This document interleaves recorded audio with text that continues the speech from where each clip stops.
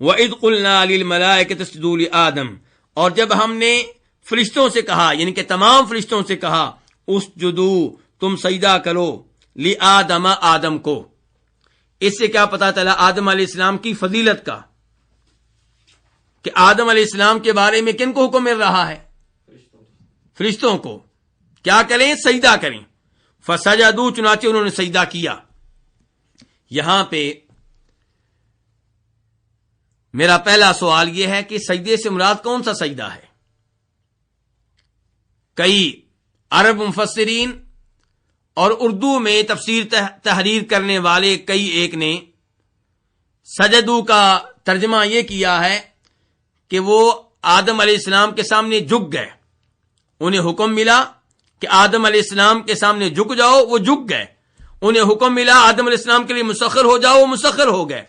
انہیں حکم ملا آدم علیہ السلام کے تابع بن جاؤ، وہ آدم علیہ السلام کے تابع بن گئے۔ جبکہ صحیح بات یہ ہے کہ سجدہ کس کو کہتے ہیں؟ وضع الجبہۃ علی الارض۔ سجدے کا حقیقی معنی کیا ہے؟ پیشانی کو زمین پہ رکھ دینا، اور یہاں پہ یہی سجدہ مراد ہے۔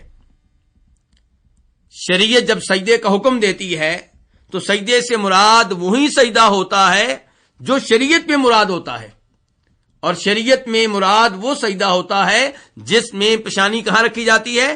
زمین پہ رکھی جاتی ہے۔ تو یہاں پہ سجدے سے مراد پیشانی کو زمین پہ رکھنا ہے، حقیقی سجدہ ہے، اس کی تعویل کرنا درست نہیں ہے۔ اب سوال پیدا ہوگا کہ یہ کون سا سجدہ تھا، یعنی کہ عبادت کا سجدہ تھا یا تعظیمی سجدہ تھا، احترام والا سجدہ تھا، ادب والا سجدہ تھا؟ تو کیا جواب ہے یہ سوال کا؟ کہ یہ عبادت والا سجدہ نہیں تھا۔ عبادت والا سجدہ اسی کے لیے ہوگا جو معبود ہے۔ اللہ کے علاوہ عبادت کا سجدہ کسی اور کے لیے جائز نہیں ہے۔ عبادت کا سجدہ جب اللہ کے علاوہ کسی اور کے لیے ہوگا تو کیا کہلائے گا؟ شرک کہلائے گا۔ تو پھر یہ کون سا سجدہ ہے؟ تعظیمی سجدہ۔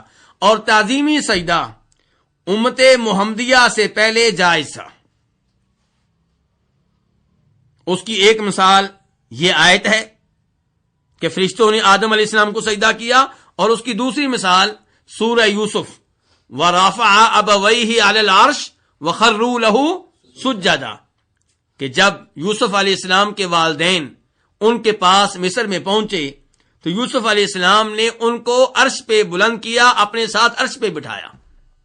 عام لوگ نیچے بیٹھے تھے اور یوسف علیہ السلام نے اپنے والدین کو اپنے ساتھ عرش پہ بٹھایا، اور پھر وہاں پہ یوسف علیہ السلام کو یوسف علیہ السلام کے والدین نے، بھائیوں نے اور دیگر لوگوں نے سجدہ کیا۔ اللہ تعالیٰ کہتے ہیں وَخَرُّوا لَهُ سُجَّدًا، ان کے لیے سجدے میں گر پڑے۔ وہاں پہ بھی کئی لوگوں نے تعویل کرنے کی کوشش کی ہے۔ کیا کہتے ہیں؟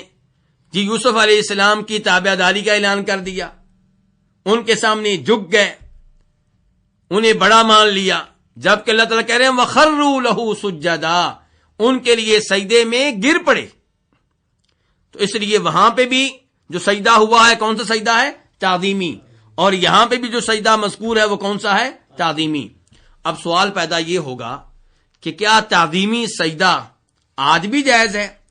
کیا آج ہم اپنے کسی بڑے عالم دین کو، اپنے والد صاحب کو تعظیمی سجدہ کر سکتے ہیں، احترام کا سجدہ کر سکتے ہیں، ادب کا سجدہ کر سکتے ہیں؟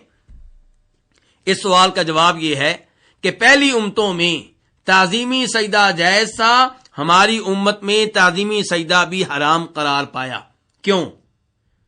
اس کی حکمتوں میں سے ایک حکمت یہ ہے کہ آپ آخری نبی ہیں، آپ کے بعد کوئی نبی نہیں آئے گا، اس لیے آپ کی باری آئی تو وہ راستے بند کر دیے گئے جو شرک کا ذریعہ اور سبب بن سکتے ہیں۔ امام ابن ماجہ رحمہ اللہ روایت کرتے ہیں عبداللہ بن ابی اوفا رضی اللہ تعالیٰ عنہ سے، وہ کہتے ہیں کہ جناب معاذ رضی اللہ تعالیٰ عنہ شام گئے۔ اس زمانے میں شام کن کا ملک تھا؟ کافروں کا ملک تھا۔ تو وہاں پہ دیکھا کہ وہاں کے پادری اور وہاں کے سردار، ان کی بہت عزت کی جاتی ہے اور وہاں کے لوگ ان کو سجدہ کرتے ہیں۔ جناب معاذ بن جبل یہ منظر دیکھ کر بڑے متاثر ہوئے اور کہنے لگے کہ اگر ان کو سجدہ ہو سکتا ہے جبکہ یہ نبی علیہ الصلوۃ والسلام کے سامنے کوئی حیثیت نہیں رکھتے، ان کا کوئی مقام نہیں ہے، نبی علیہ الصلوۃ والسلام تمام انسانوں میں سب سے افضل ہیں، سب سے اعلیٰ ہیں، سب سے برتر ہیں، تو آپ کو سجدہ ہونا چاہیے۔ معاذ بن جبل نے عہد کر لیا کہ جب میں آپ کے پاس جاؤں گا تو آپ کو کیا کروں گا؟ سجدہ کروں گا۔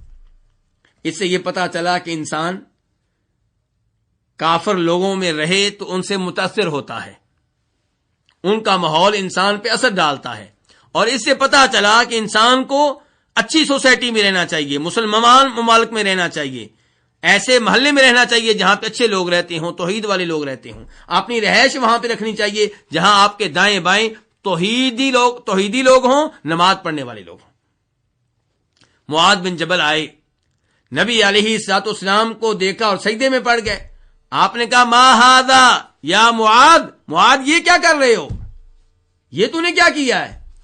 کہا اللہ کے رسول علیہ الصلوۃ والسلام میں شام میں گیا، ان کو دیکھا، اپنے بڑوں کو، اپنے پادریوں کو اور اپنے سرداروں کو، اپنے چودھریوں کو، وہ تو سجدے کرتے ہیں، تو میں نے عہد کیا تھا کہ میں آپ کو سجدہ کروں گا۔